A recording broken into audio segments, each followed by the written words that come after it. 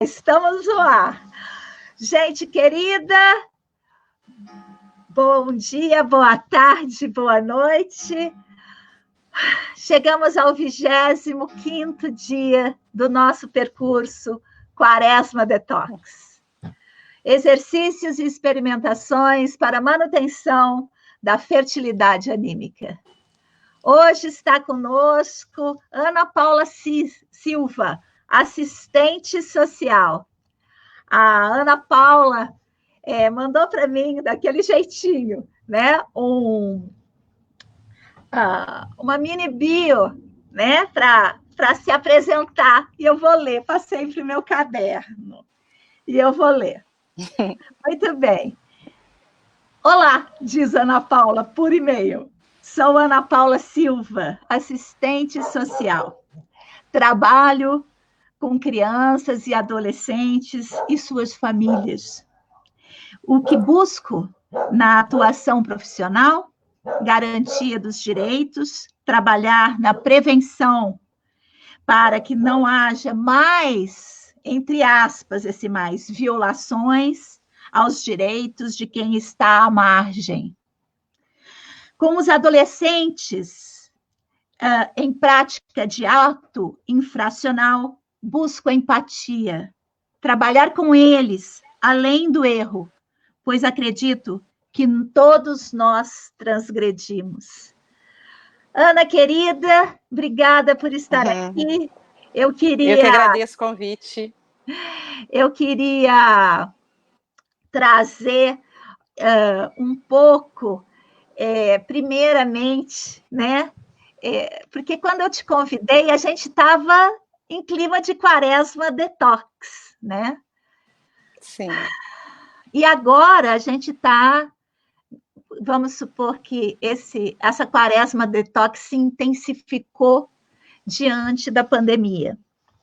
E o que eu tinha pensado a princípio de nós conversarmos era justamente sobre as suas práticas de cuidado de si, no enfrentamento cotidiano com esse universo tão complexo, né, que é a vida da assistente social, né? Então, tinha pensado nisso, mas agora, essa noite, já é a segunda noite que eu acordo, e a primeira coisa que eu penso são no meio da noite das pessoas que não têm casa. Então, eu estou nessa angústia, né? De pensar nessas diversas camadas que existem, onde você normalmente frequenta, que é a assistência social, que se agravou profundamente com essa crise pandêmica. Agora mesmo eu coloquei um post aqui na minha timeline, perguntando, né, se alguém conhecia trabalhos com moradores de rua. E logo pelo inbox, uma pessoa me disse que, além dos moradores de rua, temos também a situação das prostitutas, que trabalham na rua, e que parece que aqui na nossa cidade são 44, e que também precisam de assistência. Por quê? Porque a rua fechou para eles, e eles estão lá na rua. Então, enfim, vamos conversar um pouco sobre isso, mas eu queria que você começasse falando um pouco de si. Como é que você está agora? Como é que está? Se você está em confinamento, se não, como é que está isso?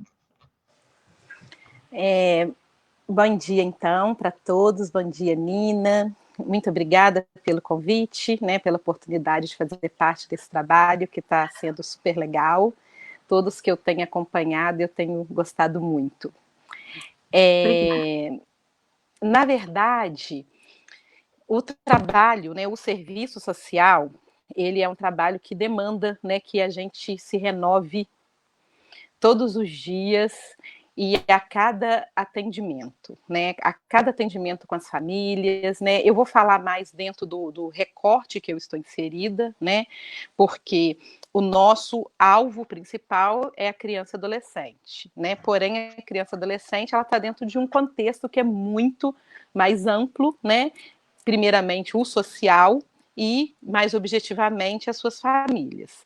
Então, assim, a cada dia E aí, assim, a gente tem observado nos últimos meses perdas de direitos significativos, né, no sentido da inclusão em si, né? Então, na verdade, isso chega para essas famílias que ocupam a periferia, né?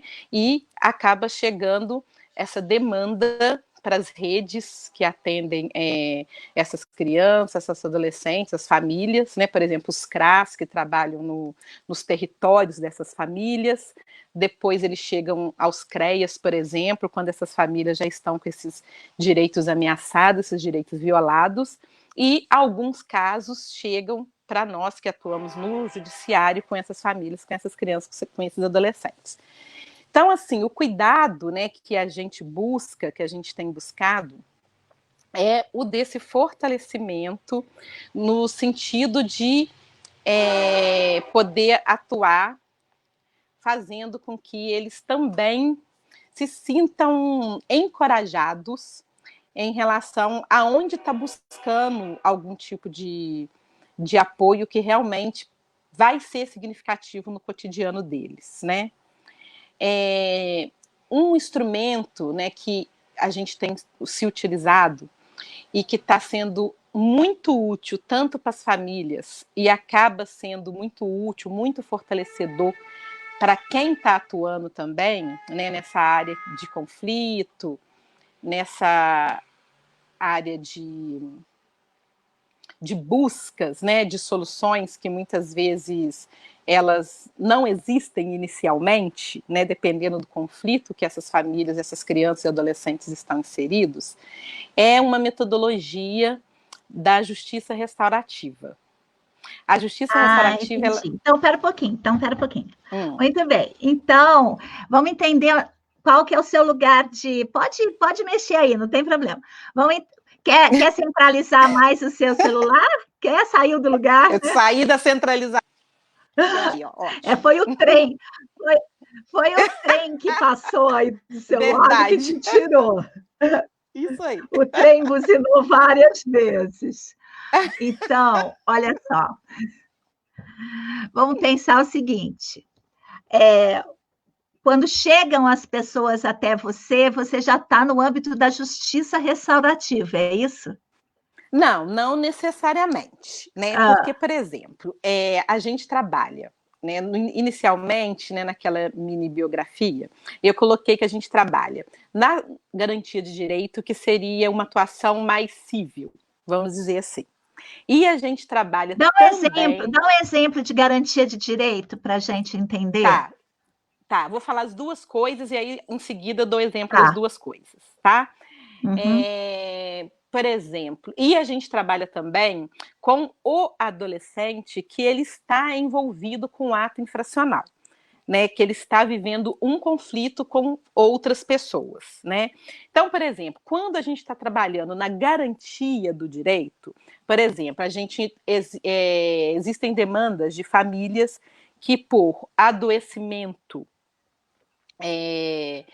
em relação à dependência química, por exemplo, né?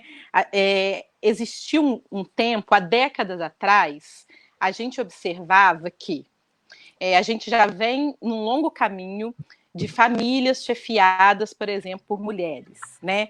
Então, essa relação monoparental, ela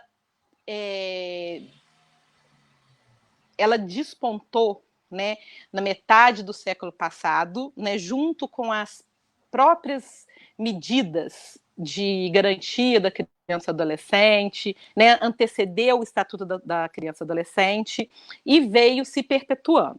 Contudo, assim, de umas 2 décadas para cá, a gente está observando que a mulher sobrecarregada também não está dando conta. Então, essa mulher abandonada, sozinha, ela também, por uma série de questões, não está segurando essa barra. Então, quais demandas têm chegado muito para a gente em relação a essa violação de direitos, né? E que a gente tenta anteriormente trabalhar, mas que quando chega, por exemplo, no âmbito do judiciário, já precisa de uma medida mais efetiva para poder continuar garantindo o mínimo, né, para criança ou para adolescente oriundas de uma família que está adoecida nesse sentido. Nesse caso, a gente trabalha, por exemplo, com o fortalecimento da família de origem, o fortalecimento da família extensa, né, que aí envolve os ascendentes, envolve os colaterais. A gente trabalha, por exemplo, o fortalecimento dessa família na comunidade que ela está inserida, tudo visando que essa criança permaneça ali, nessa comunidade, no cotidiano que ela já vive, na escola que ela frequenta. Porém, quando não tem jeito, a gente precisa muitas vezes retirar essa criança ou esse adolescente. Então aí entra a questão do acolhimento, que ele pode acontecer de forma institucional ou pode no âmbito familiar, que é o que a gente chama, por exemplo, das famílias acolhedoras. Então, esse é o tipo de intervenção que a gente faz quando o adolescente é criança, ele está sendo vítima de uma série de questões, né, que sempre, né, que na grande maioria das vezes tem um fundo socioeconômico e também em função do que acarreta, né, o que essa sobrecarga pode acarretar nas famílias. Ok. Ficou claro para vocês? Ficou claro. Agora, enquanto você falava, eu fiquei pensando na situação agora de isolamento social. Eu fiquei pensando numa mãe, porque a minha sobrinha está sozinha lá na cidade onde ela mora, com a filha de 4 anos. Aí, claro, ela não tem situação de risco, mas vamos pensar que se fosse uma família fragilizada, muito fragilizada economicamente, e essa mãe sozinha, totalmente sozinha, adoecesse com o problema do coronavírus. Vocês já pensaram, estão se estruturando, se organizando, a assistência social, ela vai lidar com isso? De que maneira isso pode acontecer? Porque devem acontecer esses episódios, né? Eu agora que estou entrando nessas camadas fragilizadas, né, dos moradores de rua, das prostitutas, também essa questão das mães solos, né, que por exemplo, não conseguem trabalhar, ou da onde vem esse alimento? Enfim, eu estou meio fixada, me desculpa, eu estou meio fixada nessa coisa da pandemia, porque eu acho que a gente não consegue pensar muito em outra coisa, né? Mas... É verdade. A gente não consegue desassociar. Não.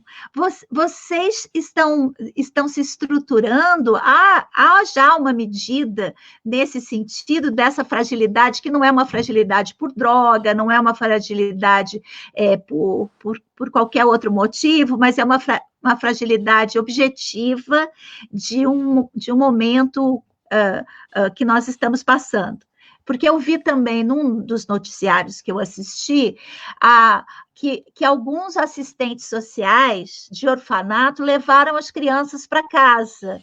Então, assim, a gente vê notícia de todo lado, né? De que maneira que isso poderia ser tratado, de ser organizado numa situação extrema? Então, Nina, na verdade, né, tudo está muito novo. Então, está tudo pensado, sendo gerado, né, em conjunto com as notícias também, que a cada dia a gente recebe, cada dia uma novidade, cada dia uma situação. Mas, assim, existe já uma rede consolidada que já trabalha questões emergenciais, não exatamente uma rede que está posta para atender uma emergência, né, causada pela pandemia. Mas essa rede, ela dá conta, por exemplo, de receber, né, de encaminhar uma mãe, né, que pode estar sozinha com uma criança, e ela tem como dar encaminhamentos para que essa criança fique segura, ou seja, para que não haja violação dos direitos dessa criança, né? Que é o que eu te falei, ou o acolhimento institucional, ou o acolhimento, preferencialmente, sempre o acolhimento familiar. Porém, dentro desse contexto, né, do isolamento, não está sendo viável com que essas crianças elas permaneçam nas casas de acolhimento em número grande também, né? Crianças gripadas, crianças expondo umas às outras, expondo os funcionários, as cuidadoras, as equipes técnicas. Então, uma medida que está acontecendo aqui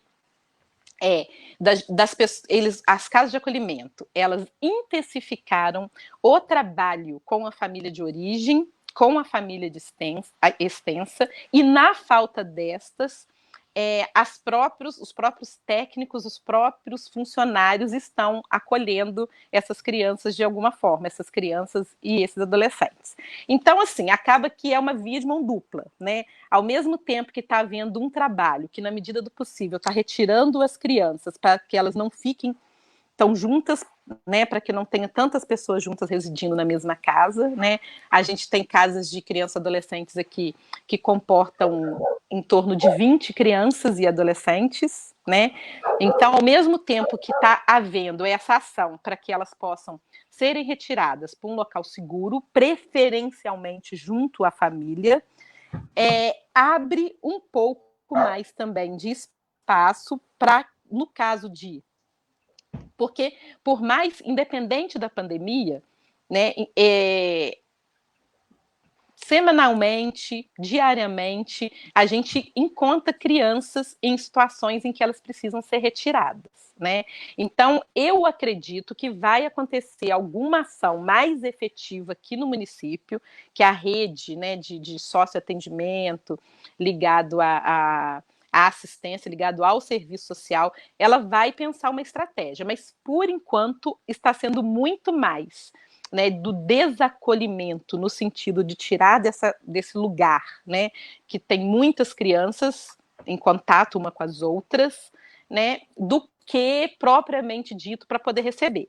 Mas a partir do momento também que essas famílias acolhedoras e que essas instituições, elas começam a ter as suas crianças, os seus adolescentes retornando, né, para uma casa, para uma residência onde eles vão poder, né, ficarem mais, né, isolados, abre também, né, o espaço para a possibilidade de receber crianças oriundas dessa questão. Independente também... Espera só um pouquinho, deixa eu te interromper um pouco, só para dar tempo das pessoas comentarem. Então, eu vou ler o comentário, porque é muito grande, tá vendo? Eu vou ler fora do ar o comentário da Inês. Então, a Inês fala assim: acho que todos nós fomos pegos de surpresa. Vamos ter que inventar formas de lidar, mesmo que seja improvisando. Os governos, as instituições, funcionários públicos, todos terão que se pôr à prova o lado humano. Fico pensando em soluções, como, por exemplo, ocupações de imóveis abandonados, reformando-os de forma mais simples, até de mutirões para organizar o local. Bem, isso seria uma coisa, né, Inês? Mas eu acho que mutirões, nesse momento, a gente não está podendo pensar. É tão complexo, né, gente? Isso que a gente nem começou ainda. A Gabriela, vamos ver se cabe aqui, a Gabriela Coupe. Nina, estou quase indo buscar uma criança de um lar aqui. É mesmo, Gabriela?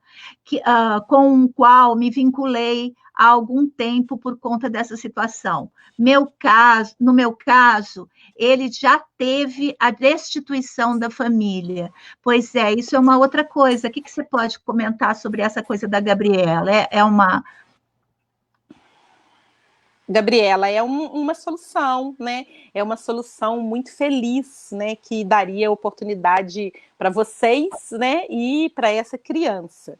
Agora, tem algumas questões, por exemplo, né, dependendo da idade dessa criança, porque quando uma criança ela está em instituição, né, acolhida institucionalmente ou em família, primeiro tem uma tramitação daquele processo, as tentativas de fazer com que essa criança retorne para a família de origem. Esgotada essa possibilidade, ou com a família extensa, o juiz, né, o Ministério Público propõe essa ação de destituição familiar. Então, no caso dela, você já está falando que já existe. Aí vem o seguinte: existe um cadastro nacional de adoção em que as pessoas, de acordo com o perfil e com a fila, elas são acionadas para aquelas determinadas crianças, à medida que elas se tornam elegíveis à adoção. Existem questões que a gente leva em consideração, por exemplo, como o afeto, como um vínculo afetivo que já pode ter sido construído anteriormente, que pode ser o seu caso, mas é uma situação que precisa realmente assim, avaliar qual que é o contexto que envolve essa criança. Isso também não exclui a possibilidade deste momento, nesse momento, de receber essa criança até que outras soluções possam ser... Aquela coisa da família afetiva, são lares, pessoas que acolhem crianças por algum tempo até que elas possam ser encaminhadas. Isso é uma coisa que, vamos supor, alguém que tenha condições, porque eu penso assim, deve estar tudo paralisado, né? Como vai funcionar essas pessoas, por exemplo, os profissionais que estão lá nessas casas de abrigo, essas pessoas que estão trabalhando para cuidar dessas crianças, fazer o alimento, fazer a limpeza de cada uma dessas casas. Tudo isso são profissionais que estão numa linha de frente que não podem trabalhar remotamente. A criança não é remota, né? E é prioridade, né? Não tem assim, amanhã eu faço. Né? Uhum. Quem está em casa com seus filhos hoje está percebendo que não tem o amanhã eu faço, é tudo agora. É a fome, é agora, o banho é agora, o xixi na cama é agora, é tudo agora. Né? Então, eu fiquei pensando essas crianças institucionalizadas. Né? Bem, então, assim, só queria trazer isso, nem sei, nem tenho argumentos para dizer, poxa, que a gente pode fazer? Porque eu não acredito que a gente vai poder se cadastrar, por exemplo, para ser uma família acolhedora agora, nesse momento. Como que eu faço? Isso depende, então, aí... é uma coisa muito séria, um cadastro imenso, né? Porque, tudo bem, eu posso estar com boa intenção, mas e pode ter pessoas que não. Então, como é que é isso aí. É isso aí, Nina. Eu ia voltar exatamente, né, nessa questão que você colocou inicialmente e que a Inês também, de certa forma, colocou lá atrás. Como tudo está muito novo, a gente está precisando pensar todo mundo junto, né, em soluções que sejam eficazes e que garantam, né, na maior escala possível, que essas crianças que já se encontram numa situação de estar fora de casa, fora do calor da família, né, que a gente tem que garantir também uma ação que não vá expor, né? Então, assim, no caso da Gabriela, eu percebi, ela falou, eu acho, que ela já tem um acesso a essa criança, ela já tem um vínculo aqui com o qual me vinculei. Então, a partir desse vínculo, a casa de acolhimento, a equipe técnica, ela já tem condições de saber quem é a Gabriela, provavelmente ela já conhece um pouco da rotina da Gabriela. Então, assim, nesse caso, mesmo que ela não seja uma família acolhedora cadastrada, né, excepcionalmente, porque a gente tem sempre que pensar no melhor criança e para aquele adolescente, ser retirada desse local de aglomeração e ir para uma pessoa que tem um vínculo afetivo, né? E existe como as casas de acolhimento, as equipes técnicas, elas acompanharem isso. Então, assim, o fato de uma criança estar indo para uma família, ficar um tempo em função da pandemia, não quer dizer que não vai haver um acompanhamento. As pessoas acompanham. Muito do que está sendo proposto, né, as equipes das casas de acolhimento, elas protocolaram muitas solicitações essa semana, pedindo autorização para as crianças saírem, para os adolescentes saírem, e em todos os casos elas se dispõem a estar fazendo acompanhamento técnico. Se só a equipe técnica da casa de acolhimento não for suficiente, eu acredito que outras equipes possam ser disponibilizadas, entendeu? Disponibilizadas para isso.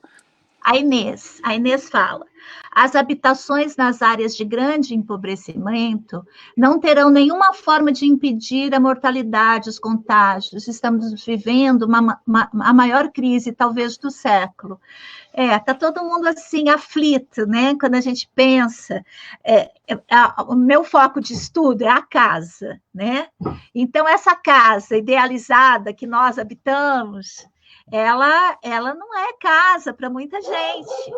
Muita gente não tem as condições de ficar em casa, né? Como que você vai ficar em casa? Já era difícil antes, né? Uma vez, há muitos anos, logo que eu comecei, lá no sul de Minas ainda, eu falei assim para uma tia do meu marido, que trabalhava com assistência social há muitos anos. Eu falei assim, elas têm que... Aí eu trabalhava com capacitação das mulheres para fazer atividades artesanais para geração de renda. Então, eu falei para essa minha tia, não, mas é que eu faço isso, quero que elas trabalhem em casa. Assim, acho que naquele tempo, era antes dos governos do PT, a gente não tinha, por exemplo, creches, a gente não tinha nada, né? Naquela época do auge do neoliberalismo. E aí, elas não tinham renda, elas não tinham creche, elas não tinham nada. Então, as crianças ficavam em casa com os irmãos mais velhos. Essa era a situação. Aí, eu falei para essa tia que eu estava trabalhando nisso. E ela falou assim, mas você já foi às casas? Você já foi às casas? Eu não tinha ido. Assim, dimensão dessa realidade. Pois é, porque as casas são impossíveis. As casas têm 8, 9, 10 pessoas ali, crianças, velhos, mulheres, homens normalmente em estado alcoolizado, todas no mesmo cômodo. Então, elas têm que sair para a rua, né? E aos poucos... Um sistema de água, de esgoto super, né, pauperizado. Algumas casas nem existe isso. Às vezes, para a gente conseguir fazer uma visita, as pessoas têm que quase que sair Falhou um pouquinho, mas voltou. Você travou, será? Talvez tenha travado. Então... Oi, travou um pouquinho, mas pode continuar. Você estava falando que para fazer uma visita, às vezes as pessoas têm que sair. É verdade. Para a gente conseguir, né, às vezes, fazer uma visita domiciliar e observar exatamente quais são as condições de moradia, não no sentido da especulação, mas no sentido até de ver o que a gente pode propor de melhorias depois em outros âmbitos, né? Num trabalho multiprofissional. Muitas vezes as pessoas têm que sair da casa para a gente poder conseguir entrar. Às vezes a gente faz uma visita, por exemplo, em dupla, e é difícil aquele ambiente comportar todo mundo, né?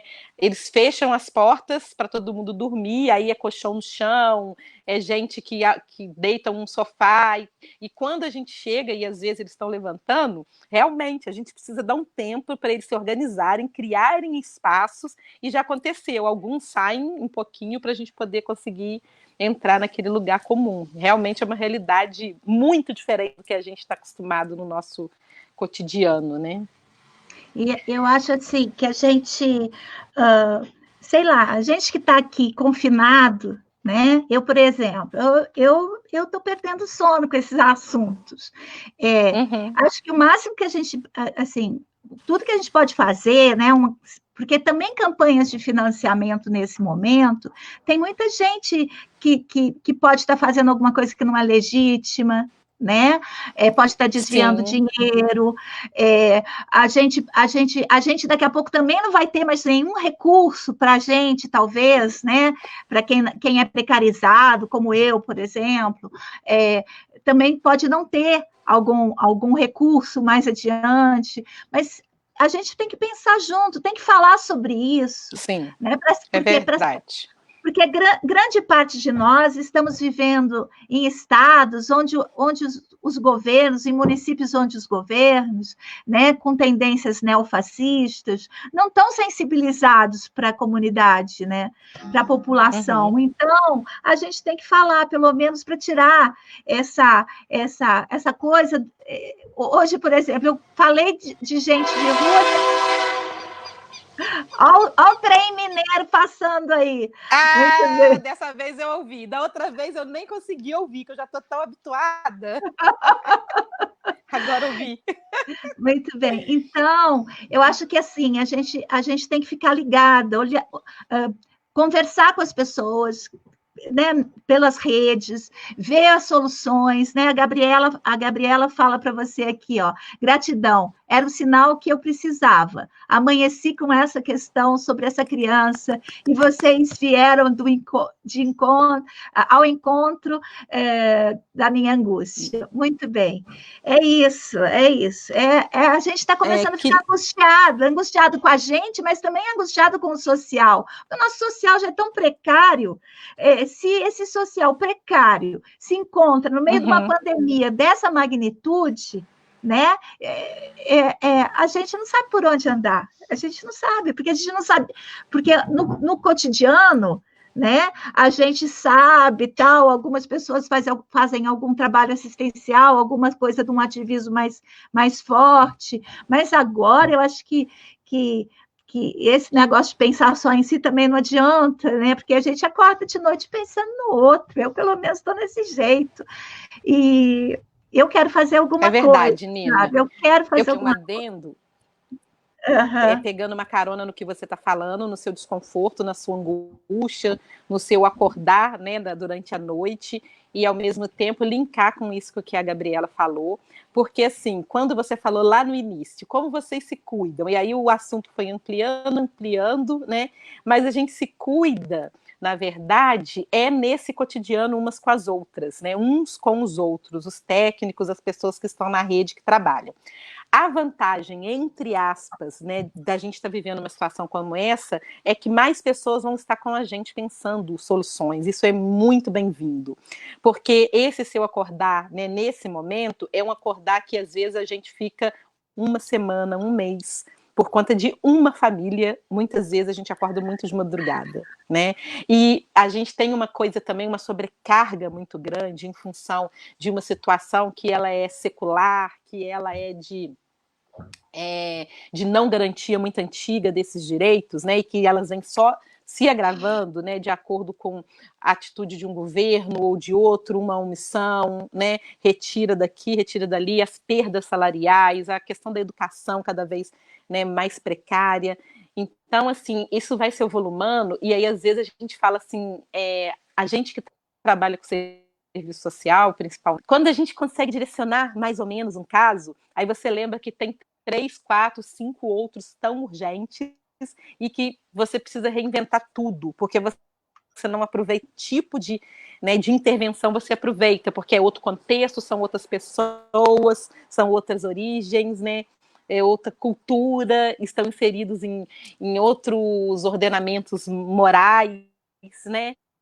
E aí a gente chega pequeno e já entra em outra situação. Então, assim, o bom disso tudo, não tem bom na pandemia, mas, assim, um lado que está sendo positivo é isso, de mais pessoas pensarem, quer dizer, a Gabriela teve essa motivação, outras pessoas maravilhosas como ela vão ter, já estão tendo, né? Nós tivemos agora, eu sei que o nosso tempo está acabando, vou falar bem rapidinho. Acabou.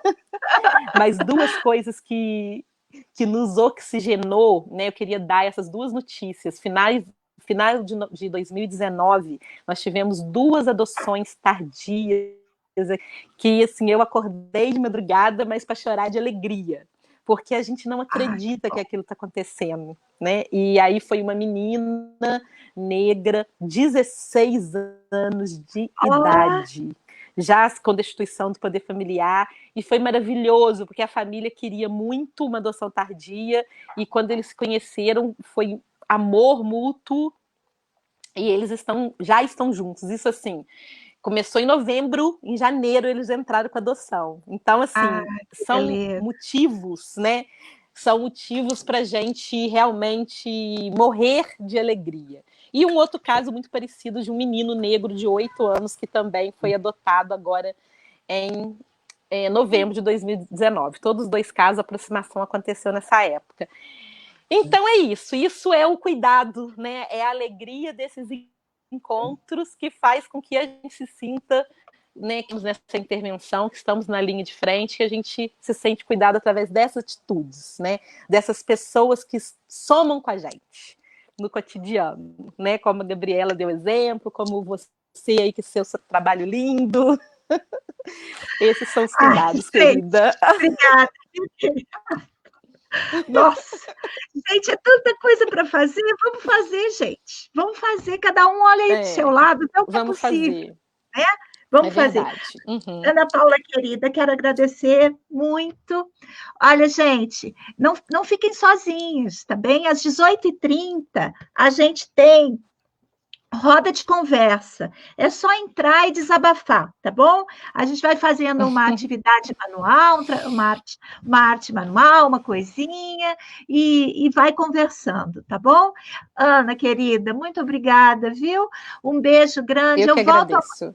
Eu volto amanhã para o 26º dia desse percurso, Quaresma Detox.